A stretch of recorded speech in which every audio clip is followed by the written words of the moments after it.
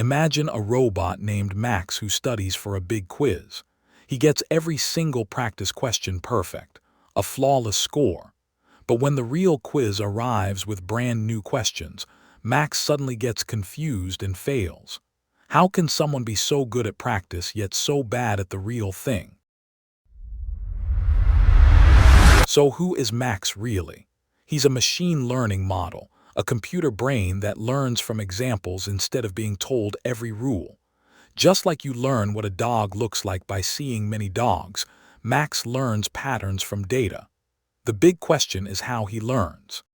To learn, Max gets a practice book called Training Data, a pile of examples with the answers attached. Here are 10 pictures of cats and dogs, each clearly labeled. Max studies them over and over, trying to find the secret pattern that tells cats and dogs apart. Now Max faces a choice every learner faces. He can truly understand the pattern. Cats have pointy ears, dogs have floppy ones. Or he can lazily memorize each exact picture without understanding why. Both make him perfect on practice, but only one will help him later. Unfortunately, Max picks the shortcut. Instead of learning rules, he memorizes every tiny detail of each photo, even the messy background, the lighting, a coffee stain in the corner. He's not learning what a cat is. He's just remembering these exact 10 pictures perfectly. On the practice test, Max looks like a genius. Every question is one he memorized, so he answers them all correctly. The score climbs to a perfect 100%. His creators cheer and think Max is the smartest robot ever built, but something is hiding.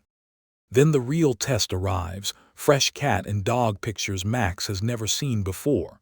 This is called test data. There's no coffee stain to recognize, no memorized background. For the very first time, Max must actually understand cats and dogs, not just remember old photos. Max panics. These pictures don't match anything he memorized, so his shortcut is useless. He guesses wildly, calling cats dogs and dogs cats. His real-world score crashes down to almost nothing. The robot that aced practice just failed the test that actually mattered. What happened to Max has a name: overfitting. It means a model fits the practice data too perfectly, clinging to every detail, including the random noise.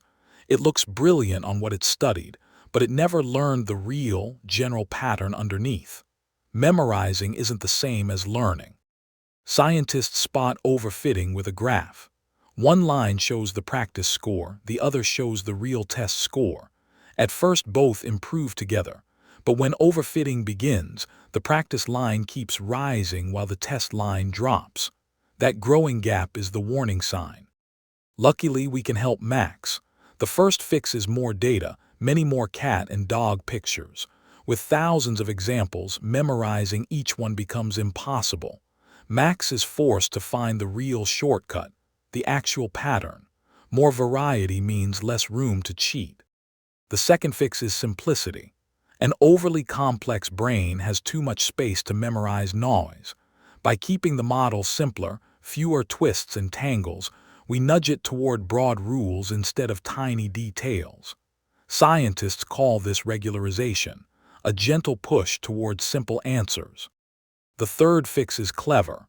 We hide some examples in a secret set called validation data. While Max studies, we test him on these hidden ones. The moment his secret score starts dropping, we know overfitting is creeping in, and we stop training right then. The goal is balance. Learn too little and Max underfits, too simple to help. Memorize too much and he overfits. The sweet spot sits between them.